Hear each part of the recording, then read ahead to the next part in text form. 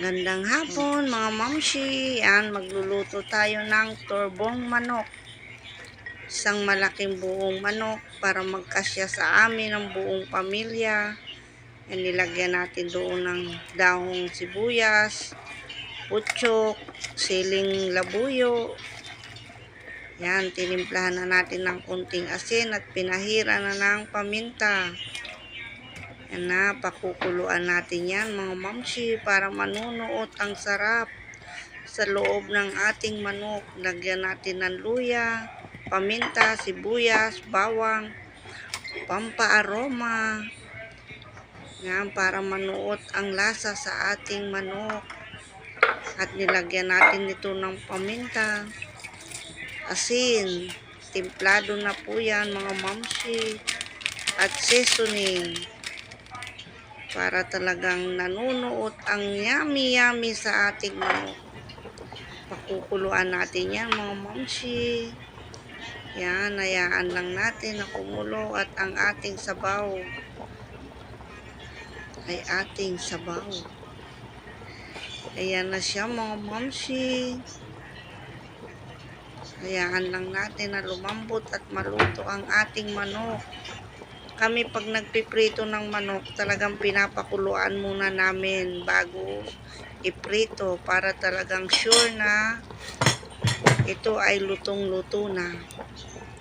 At nanunuot na yung lasa niya sa lahat ng laman ng manok.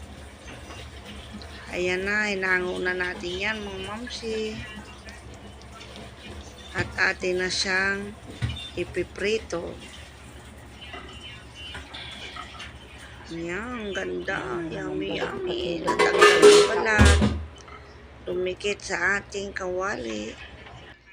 Yan, tatanggalin natin yung gulay sa loob.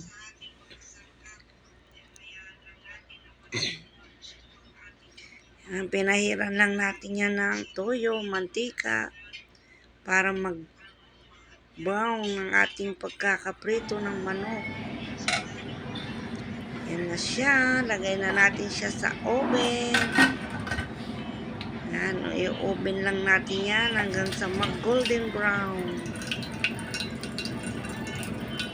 Yummy. Malaki siya, kaso lumiit na nung nilaga. Yan na.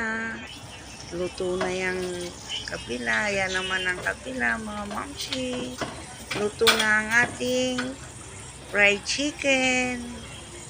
Sa oven lang natin yung pre-night.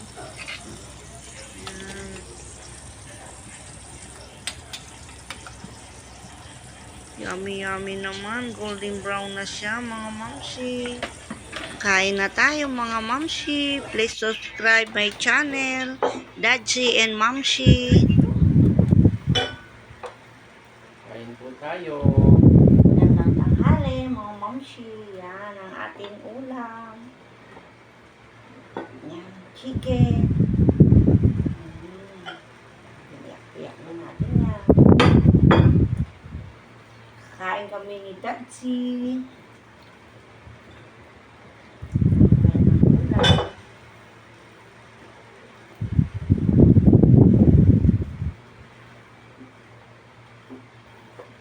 Sweet naman ni Dadji. Ito na naman. Yung pangit mo. Umayos ka kasi. Picture tayo sa akin. Tingnan lang ketchup. Sarap. Yummy. Ay, yung kwet. Ayan. Gusto ko ng puwet.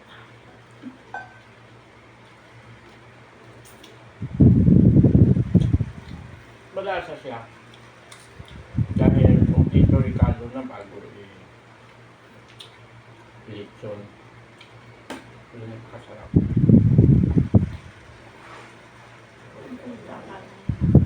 Nanonood lahat ng lasa sa loob ng manok.